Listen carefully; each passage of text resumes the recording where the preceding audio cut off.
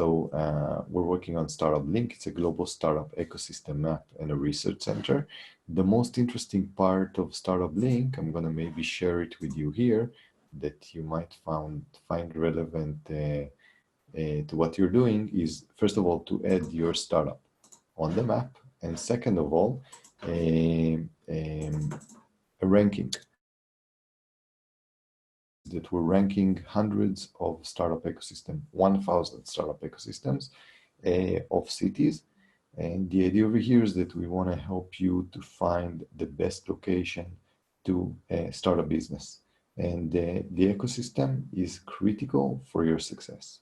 So the idea over here is that a lot of us are working in locations that are underperforming. Below the map, you can see a list of all the top startup ecosystems in the world, 1,000 of them. Let's say if you're only interested in United Kingdom, so you can type over here United Kingdom, and you're going to see a list of only cities in the United Kingdom to try to make a decision of where do you start your startup. So that's kind of something that is going to be a valuable resource. You can see the momentum also from the last report and the global rank of each of the cities in the country that you're interested in. So that's something that we totally encourage entrepreneurs to take into account the ecosystem. The ecosystem is critical for your success, something to think about. And yeah, other than that, I'll just say that we have about 90 meetup groups. That's where you came from, with weekend events as well. We're doing events in Starbucks usually on the weekend. I'll let you know something about our events. They're kind of anti-startup events. Usually you have a speaker and so on. We don't do that. We only have about 3 or 4 people connecting and talking for 1 hour. And some amazing connections are happening there. Sometimes those are the best events you can go to. So in your meetup group, you're probably going to see a weekend event. Try to support it, try to lead it. We're going to always look for organizers. And even if there is 1 or 2 persons, it's the best events out there. So totally recommend it. Good. So I think that that's basically it. I'm just going to share a few links with you so you have them for reference. Just before we're starting the first pitch, the first link is startuplink.com. That's where you add your startup or your organization and join. You can also join our Telegram channel. We have a Telegram channel with 1,800 people. So feel free to join and stay in touch. We have a city partnership program that is specifically destined for organizations that want to lead their startup ecosystem and be branded as leaders with a variety of tools. So this is citypartner.startuplink.com. The other link is for the weekend events. And the last link that I sent in the first batch is for the pitching event. So again, this is a recurring event, come back. A few deals from our partners. The first one is from SEMrush. They're giving us an amazing deal for market intelligence. If you're interested in doing market intelligence about your competitors, they're giving you 14 days for free and 1 model of market intelligence free for 1 year. Amazing deal. Other than that, you have deals here from Bluehost. That's where we're hosting our sites. Also, discount for you, an affiliate link that will also give us money and allow us to sustain this operation. You also have a link to get up to 15% discount from WeWork. Also, a great co-working space, my favorite by far. With all the news that they received lately, they're still the best place to meet other people. We are crazy about co-working, by the way. It doesn't have to be WeWork, any co-working that you go to. And we manage our team with Hubstaff. That's the last link, 10% off for time management. And that's it. Now we're moving on to the first pitch. And the first pitch is going to be, that's the second. Who wants to pitch first? Can you remind me in the chat who is ready? That would be great.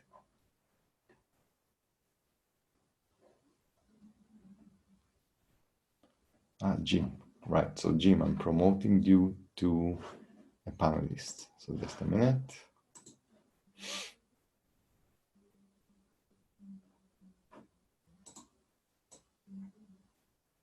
You are the Jim, yeah. So just a second, you should see some kind of notification.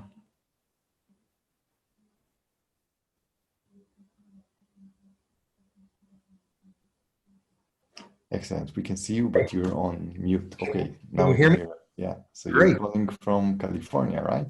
No, no, I'm in North Carolina. Ah, okay, that's great. So I think Raul or KZ was California. I Right, remember someone there. Sure. right. So 4 minutes. I won't waste much time. I appreciate the opportunity and the feedback that hopefully I'll receive from this.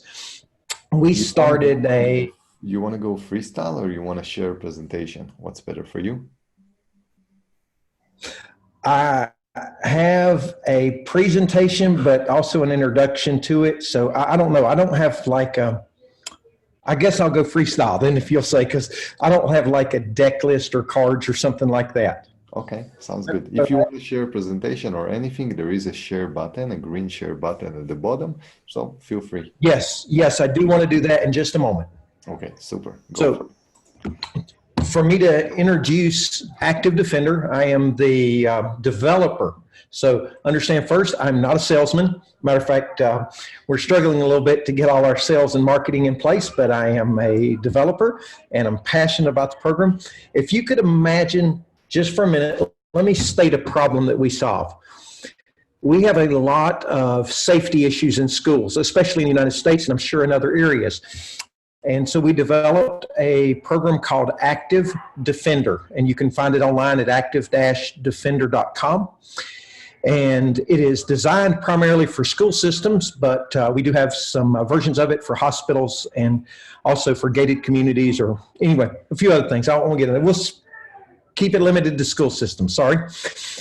Here's the problem that exists today in America. If you are a teacher and you look out a window, if I could see out, let you see out, and you saw an active assailant coming across the yard, you're in a dilemma. Now, obviously, everybody's in a dilemma like that, but you're in a dilemma in the fact that two things need to happen, and they need to both happen at the same time. You need to call 911, and you need to get help coming.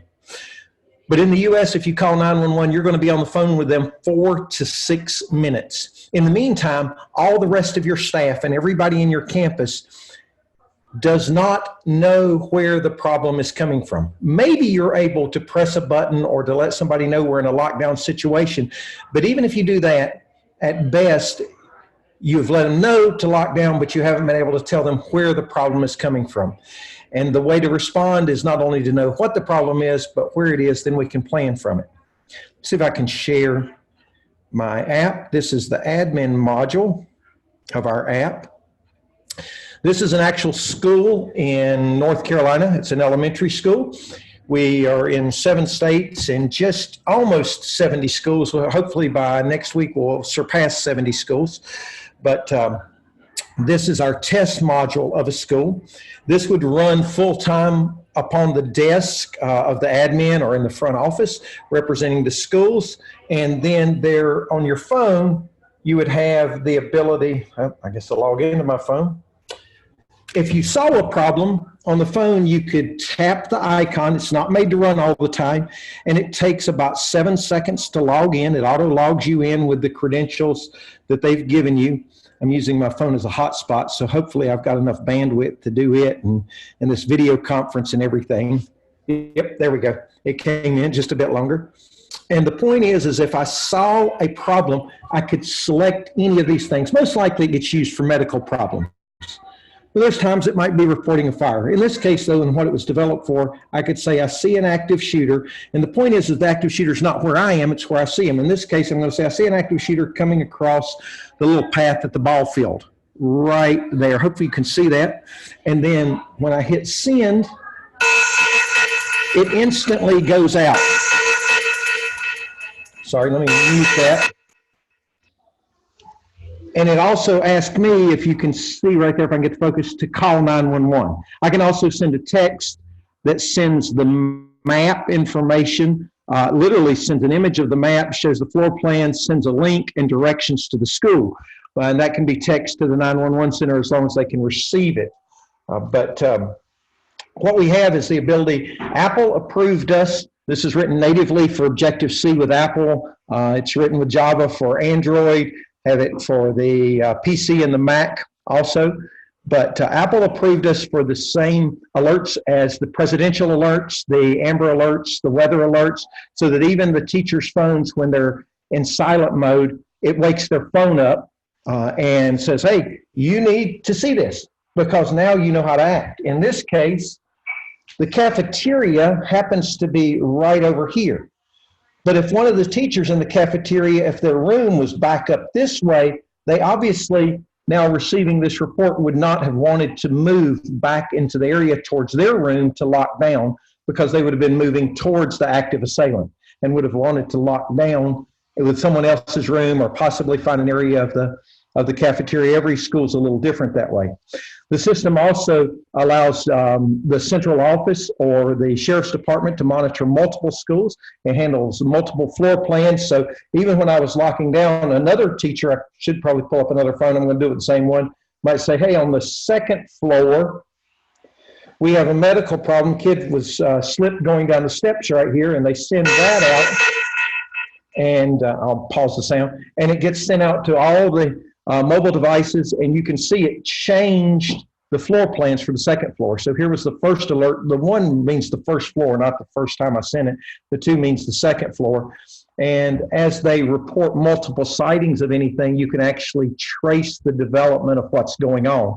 So first responders coming in that have this on their cell phone, or also in the sheriff's department, sending it to dispatch, instantly get the information. So even in terms of fire, we tell them still pull the fire alarm, but if we put this in the fire department, there's no cost for the first responders, then they're going to get the information 4 to 5 minutes sooner and detailed information on how to get there.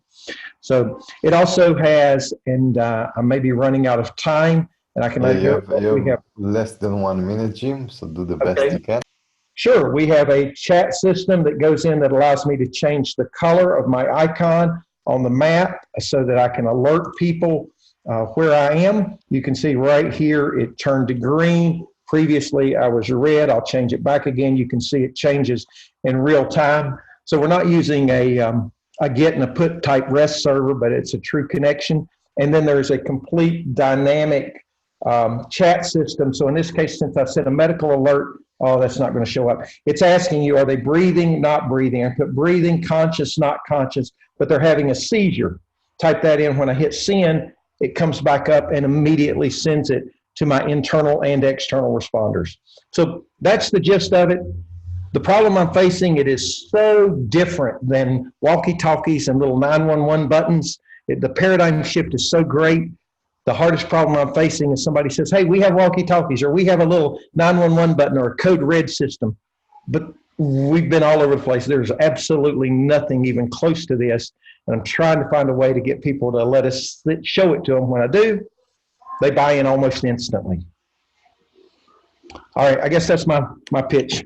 Excellent, nice. Thank you. So, Jim, a question for you. Yes, sir. Let's say if you're now pitching this thing in the next month, is it going to be a pitch to get new clients, investors, co-founders, feedback? What's going to be your main focus on the pitch on the next few months? So I am trying to find some people to help me prepare to figure out what the best way is, I guess, to look at possibly pitching for getting money to go to a faster growth rate. I don't need to do that. I mean, physically, we're growing right now, and it's self-sustaining already in an incredible way. But obviously, if we got the right amount and I didn't have to give up too much of the company, I'm really looking, I guess, for wisdom in figuring out what to ask for. I know what I would do with it in the sense of putting in a COO and building a marketing team and looking at the largest school districts in the U.S. I've looked at, we moved from an LLC to a Delaware C corporation to kind of anticipate that, but I'm looking for somebody that could also introduce it into Europe and other places outside the U.S. or tell me what has to be done for that to really serve those folks. But right now I'm pitching it to school districts. Excellent. So we have an integral request here. Jim is basically thinking about trying to get investors, is trying to get clients, is also trying to get co-founders to build a stronger team in order for him to advance faster. Now we're going to turn to the chat. By the way, Jim, you want to ask a question too? For example, was it clear? Is there enough pain? Is there something you want to ask the crowd or? Yep. What are the three things that I should discontinue and where should I spend more time? I know I had a terrible start and I apologize for that. I wasn't really prepared to be first. And so, but I want to figure out, I can't change everything at once. Tell me two or three things I can really work on in terms of beginning to introduce this product and or what should I expand upon? Okay, so again, we're turning to the chat. Jim is trying to find investors, he's trying to find clients, he's trying to find co-founders. How can you make it better? What's better? What can be better here in the presentation itself? What is missing? What are the questions that you might have about the products which were not clear that in the way that the product was presented? So any feedback you can give us about unclear things, problematic things, things that can be improved, we would greatly appreciate it because we're really counting on the feedback. So let's, Jim, try to see if we have a little bit of feedback in the chat. First of all, we're seeing that we have a feedback from Carlos, and Carlos is saying that he would like to find out the stats of ubiquity and response on school shooting that would motivate the most. So the idea is, this is actually really good. So the idea is that basically Carlos is saying, Jim, if you're gonna share the, let's say the pain of the current situation, the failures that we're now facing because of the systems that we're using, like walkie-talkies and all those elements, how much human lives you could have saved, you could have saved, and what would be different if people would have used your platform. So you don't want to go too much into details and maybe even mention traumatic incidents. People don't like it to enjoy it that much. But you can say, look, I analyzed 20 of the latest cases, and using this system would have saved, on average, X amount of lives per incident. So that's something that could really get people's attention. So I like this suggestion from Carlos. Let's see another suggestion from Don. And again, by the way, people, when you're sharing suggestions, it would be good if you can do it for all panelists and attendees so everyone can see it. Don is saying the following, let's see. Don is saying that the first step to taking the presentation for investors and market would be to make a pitch deck that lay out the problem, which you've kind of described, the solution, which you kind of described, and include the stats that Carlos just recommended. So Don is basically saying to you, Jim, maybe don't delay too much on preparing the presentation because that would give you a little bit of, by the way, I really like I think that the demo that you did is absolutely great, showing what you've got. It shows that you don't only have an idea, but you also built something. But maybe it's good to kind of also combine into it very classic elements that are in each pitch deck. In this case, probably what's the team, what is the market size, what is the traction that was generated so far. So something to think about. So thanks to Don and Carlos for their feedback. I'm wondering if anyone else has any other feedback on the presentation or the product, anything that can help Jim as he's trying to develop this thing. This is a really interesting thing. Good. Zika, by the way, sent you a message, Jim, about maybe you want to send them an email and they're going to send you a few ideas for books and sites. That's absolutely great. Good. Do we have any other feedback that can be helpful? Anything that comes to mind? I'm going to share some of mine as well, Jim. Let me see if I've got something. So, Jim, one of the things that you mentioned is 70 schools that are working with you currently, if I'm not Yes, mistaken. yes. I was missing stories from them about, other than the number 70, like if you would tell us, look, I'm working with X amount and until now they've used it in this way and this way, this would give a little bit more because when you just mention a number and you don't go deeper into because people care more than anything about who are the people that are trusting you Sure. now. Can you tell us a few stories and so on? So there is not for now, but this was Okay. me in the presentation. So something to maybe think about. I see over here that Don, actually, I'm going to share it with everyone because this is really good stuff that what Don sent us in the chat.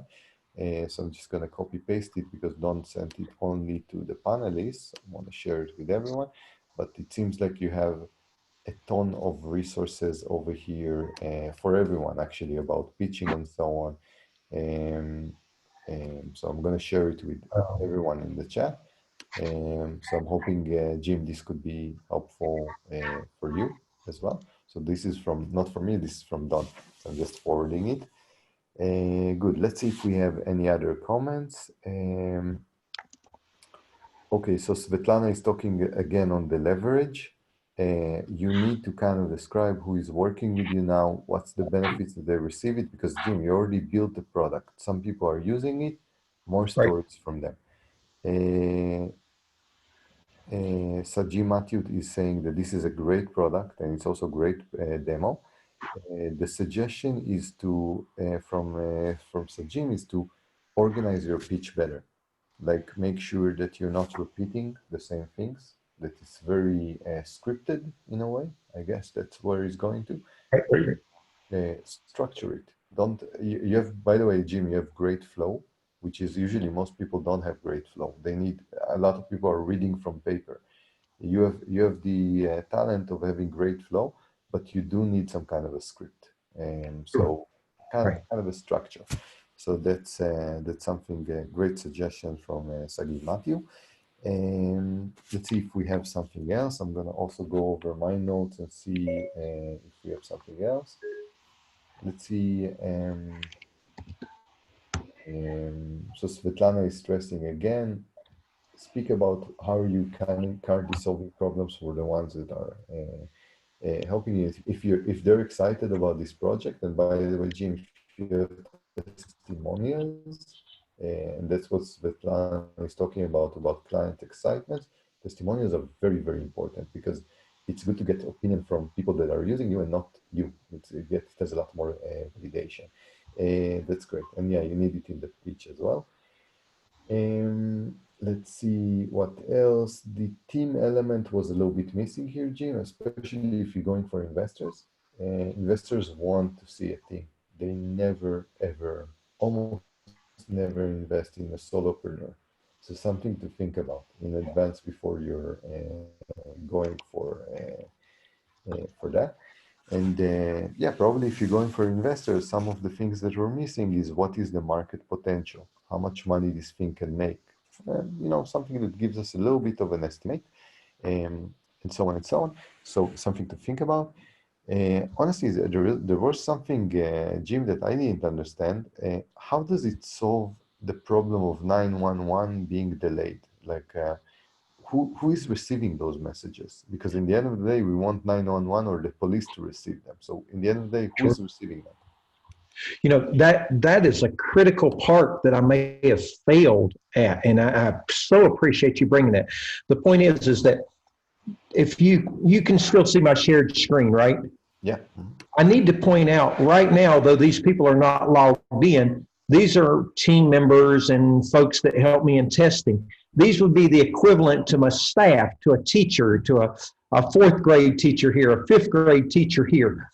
And the critical entitlements, the notifications, go instantly to each teacher at that school. And so their phones go off instantly, or if they don't have a smartphone, we can put it on their tablet or on their desktop, and they get the alert. So every staff member, even if they're out on the ball field or outside, they get the alert instantly. And then also the first responders can get the alert instantly. But the whole point was normally people call 911, but their family of employees, their staff, the teacher down the hall and the teacher in the next wing, they have no way of knowing where the perpetrator is coming from. Or even if you're trying to call and saying, I've got a kid that just, got hit by a car in the parking lot.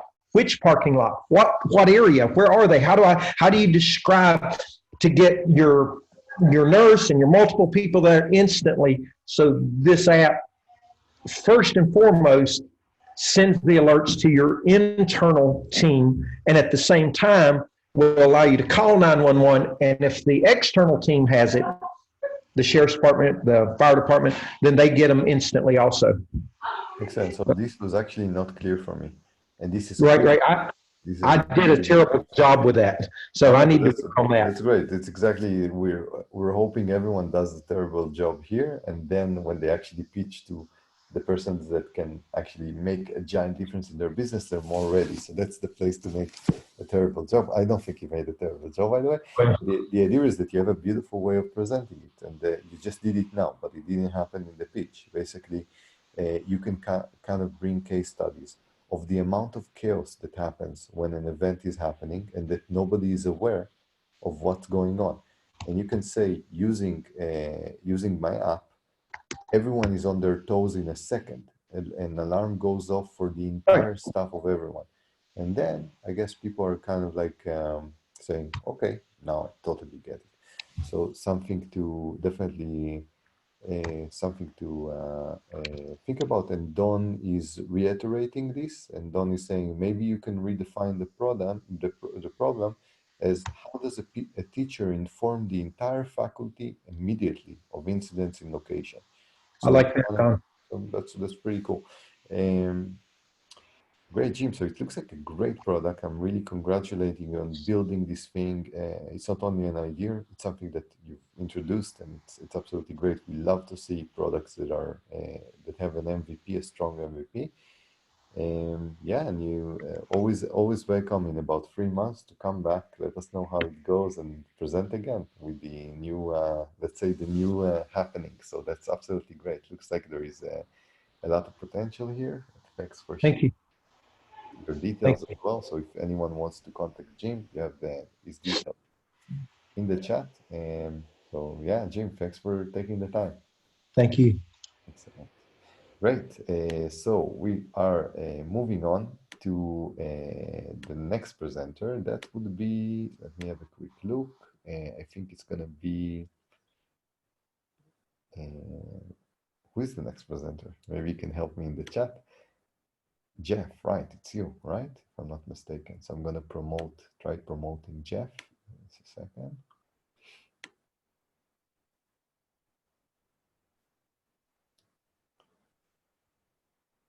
Trying to locate you, Jeff. You kind of disappeared from... Wow, so we don't have Jeff in the chat anymore. I can't see him. Anyone wants to volunteer for a freestyle pitch? Let me know, and if not, we're gonna have an early break for today. It was a great presentation from Jim, so I think that we got a lot of things to think about. Jeff, let me know if you're here, and if anyone else want to do a pitch, we can still do it. As you've seen, Jim received tons of feedback, and you can receive the same if you have something to pitch. If not, we'll wait for next week. So let's see, having a last look if someone wants to pitch. Just a second. Okay, Jay Zika, I can see you now. Okay, great. So let me just promote you, just a second.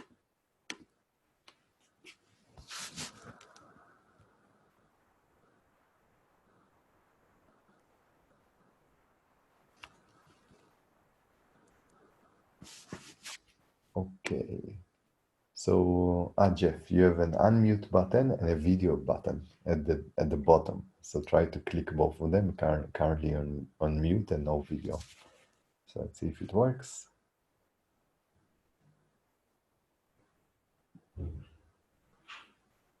Well, we can see your presentation, but still can't hear you because you have a mute button. There is a microphone where you should click to...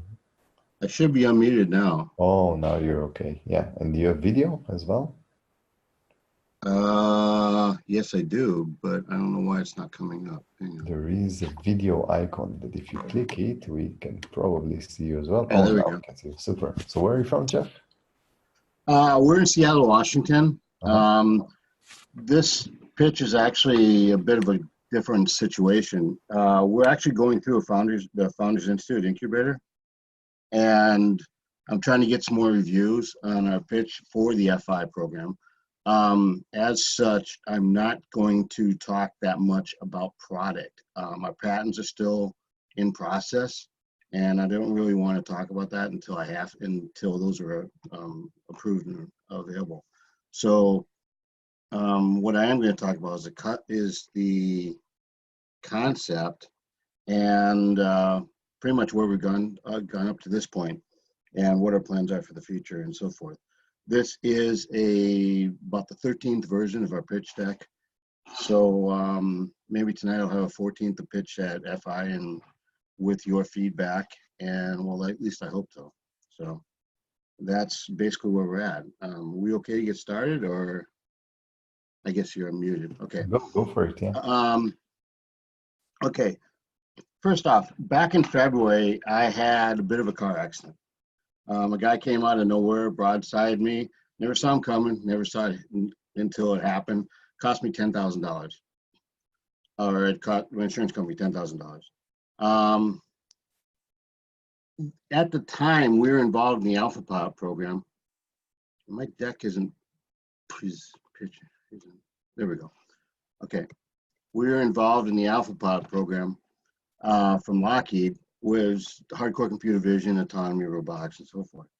The two kind of gelled, and we started developing a product for the automotive industry that is focused on, well, preventing those types of collisions. My car was sensored up. It's newer, but the sensors didn't see the oncoming car coming, neither did I visually. So we thought about looking at developing a product that, well, would give the warning that an accident is about to happen and possibly give you a chance to avoid it. And basically, is anyone else, if anyone else has had an accident, think about that accident in your mind and think about, man, I'm getting jumped. Okay. Did you see it coming? Did you know you were going to involved in an accident, a rear ender, or someone was about to hit you before it actually happened? I mean, because I know I did not. And that's the picture of my accident right there. I'm dealing only with the U.S., so at this point, and statistics in the U.S. say that basically say 1.5 seconds of warning could have prevented 90% of all auto accidents. It's projected that 2 seconds of warning could have prevented almost all of the accidents that happened in the U.S. in the last 10 years. Sorry about that. Hang on. Sorry about this. Okay. We're Ergo.ai. We're a team of 4 people, and board of 4 advisors. We're all ex-Microsoft, and we have over 150 years of software development experience and product management experience.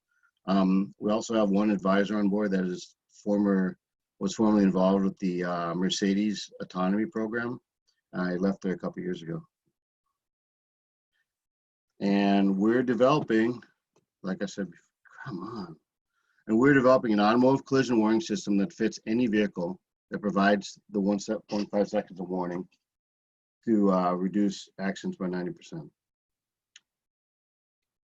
We're building it for the 94% of drivers with vehicles more than 5 years old or vehicles that are not sensored up. Such as, not the Teslas, not the new Hondas, not the new Mercedes, but say a 5-year-old Camry or a 10-year-old Camry or a Ford F-150, which is the most popular vehicle in the world. We're different because we market through insurance companies, which is a rather unique method of actually providing a product like this. We do not require a new vehicle, and we are not integrated with a smartphone. All of our AI, all of our object detection, all of our processing is done on device. It's an IoT supercomputer from NVIDIA at this point. We're planning to crowdfund our initial production early next year. We'll drive retail sales through insurance company referrals, and we will provide paid subscriptions and paid updates ongoing as time ongoing. where do we fit in the marketplace? Well, I don't know if you've heard of some of these companies. Some are there's Comma AI, Nexar, Garmin, Nextbase, so forth and so on. Comma AI requires a sensored up vehicle, and they provide level 3 autonomy for that vehicle. So basically they'd work with any newer vehicle or new vehicle less than 2 or 3 years old and provide Tesla-like autonomy. Nexar is a camera provider, and they have developed a phone app that provides a lot of the processing we're doing, but it requires an always-on connection, and it requires obviously a smartphone. We're up in the upper right-hand corner. We're completely standalone, and we're not requiring any outside connections, not requiring any full-time connectivity, and still providing all the process. But we are a warning system. We're not an autonomy system. So some people have gotten confused. We started up with the AlphaPod team. That was back in February. Phase 1 was prototyped over the summer. That's currently not being used anymore. Phase 2 prototype development is in progress. We joined Founders Institute and formed Ergo AI in October. We're forming a Delaware C Corp and starting our marketing to insurance providers. So far we've talked to Allstate and USA, and we plan to talk Progressive and State Farm and so forth later on. These are all US providers. We're looking for an input into the European market and Asian markets for insurance, but they're a bit more complicated than the US, so we're putting that off until we actually launch our product. We plan to do an angel pre-seed round early next year as well. Jeff, you have less than 1 minute, so make the best out of it. Okay. Well, I'm basically done. This is our ask slide for this deck. We're looking for developers experienced machine learning and computer vision anywhere in the world. Sales professional, particularly with insurance device experience. Product managers, UX designers, web designers, product engineers. And we're basically Ergo AI, and my name is Jeff Zika, and I can be reached at the email there, jzika@ergosystems.com. I'm in Seattle, Washington, and I thank you for your time, and I look forward to your feedback. Excellent, great. Jeff, Chris, good presentation. So if I understand correctly, the goal currently is to get, first of all, by hiring, do you mean co-founders or do you mean people that you want to pay to? What's the... Well, we're looking for, obviously, we're always looking for one more co-founder, particularly someone that's more investor savvy. I've spent the last 20 years in Asia, and I've built companies in Asia, but they've all been service companies. Service companies are airlines. I've never had to go for funding in the U.S., so that's my weak spot. And I would look for a co-founder that could fill that spot. Excellent. That's technically great. We're pretty good. And I think on the business side and the insurance side, we're pretty good. Super. Okay, so let's turn to the chat. So Jeff is currently on a path of basically raising investment. Is building something that has a giant vision and is preparing for an investment round. Now, let's try to help a little bit with the things or the, let's say, problems that Jeff might encounter as he's trying to raise investment. You heard the story. Let's try to figure out if the collective brain over here can give Jeff a little bit of advice of anything of value about the business model, about the product, about the strategic plan. Anything that comes to mind that you think can be helpful, let's share it with Jeff. Good. Okay, sounds pretty cool. Let me see. Let's start seeing if we have a little bit of feedback from people. So just a second. So we're really counting on your feedback, Jeff. Maybe I can start with something. I have to tell you, the Microsoft part was very, very impressive. That you guys are all Microsoft ex employees. I would expand a little bit more on that. People need a little bit of validation, and that was basically, you mentioned it in one word and you went forward. If there is any other impressive details about the team, I would maybe talk a little bit about that, because that's exactly what, investors more than anything are looking for, and you have the validation. So that's something that I would maybe take into account. The other part that was missing a little bit for me was the technology. And the idea over here is kind of to, you basically, and I know we have you're kind of, you're in the patent process and so on and so on, but mentioning a little bit about why is this unique without allowing people to replicate it, there is probably a possibility of doing that. I would encourage you to think of a way that will not jeopardize your efforts to basically build a patent, but at the same time kind of say, look, this is special, the technology is special because XYZ, in a way that does not really risk you at all with someone copying, because you need a lot of know-how to copy these things. So I have a feeling that you can figure out a few lines that will not put you in risk on this specific issue. And let's have a look at a little bit of feedback. Carlos is recommending to maybe putting the cost of the collisions versus the implementation so you can kind of visualize the financial savings. By the way, this is what investors would care about more than anything. They would like to see the ROI, and they would like to see an explanation of why would people, other than the cost of life that you're saving. And over here, it's very clear that you also have to mention, this is maybe something that was not mentioned. Look, we can save a lot of lives. You actually mentioned this, but other than that, there are lots of financial implications. You mentioned your 10K loss.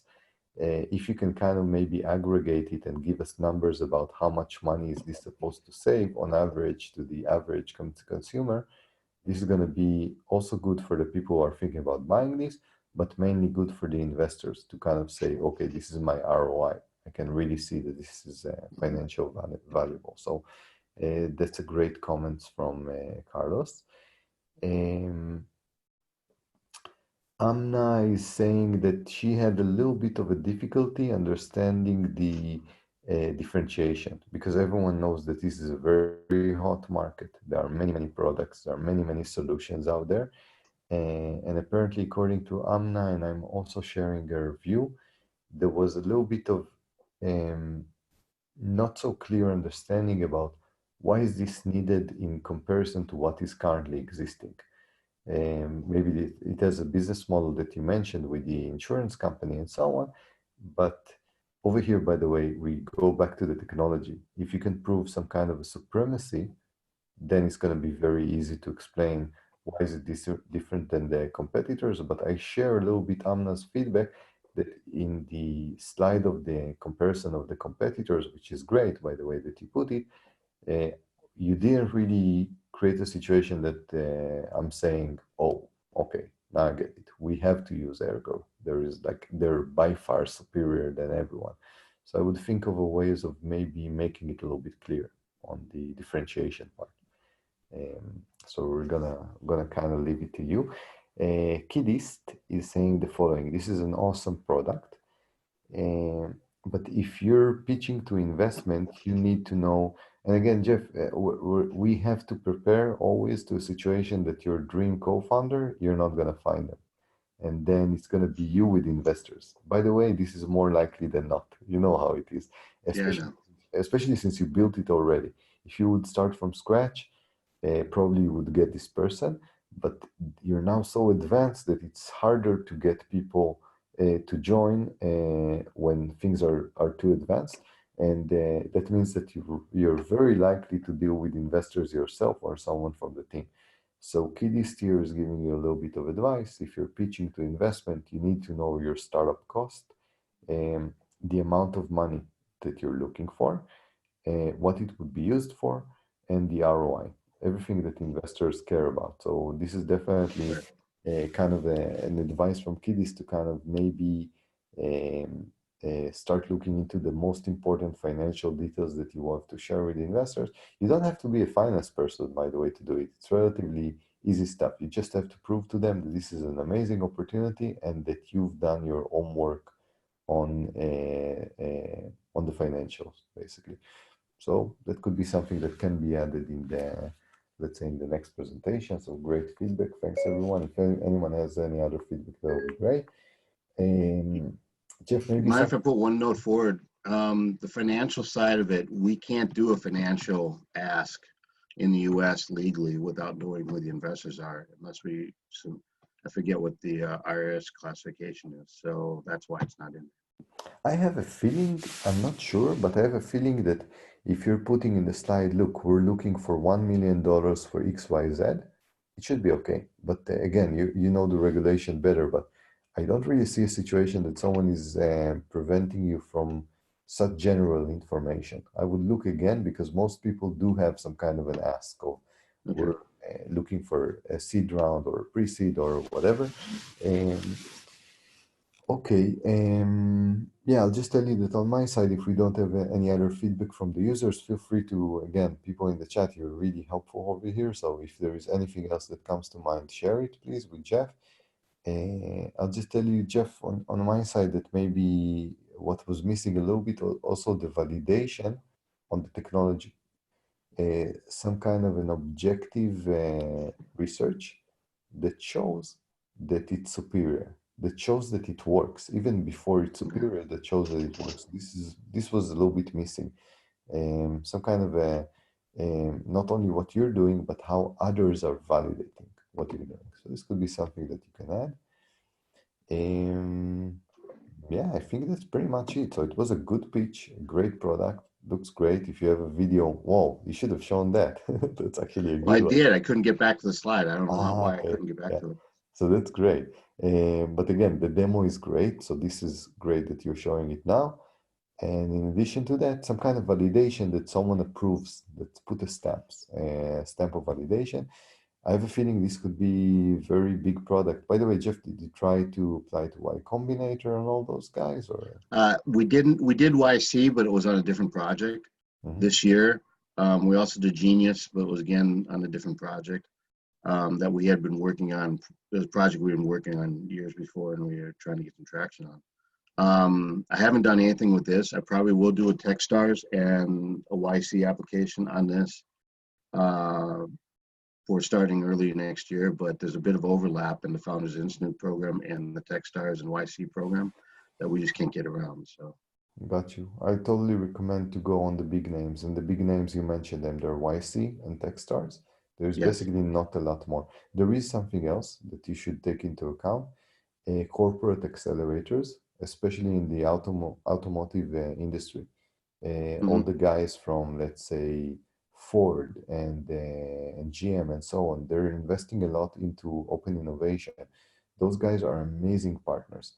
So if you ask me, more than anything, YC and the corporate accelerators. Do not give up on the chance on the corporate accelerator that is run by a giant automobile company, because if you get accepted, all the doors are opening. It's much more better than some kind of a general acceleration program, unless it's YC, which is one league above them all.